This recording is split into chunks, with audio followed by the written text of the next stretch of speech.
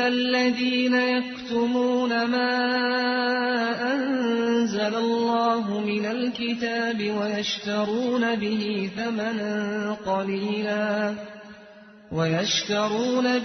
ثمنا قليلا أولئك ما يأكلون في بطونهم إلا النار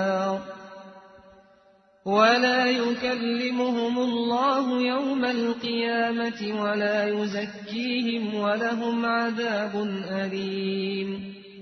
أولئك الذين اشتروا الضلالة بالهدى والعذاب بالمغفرة فما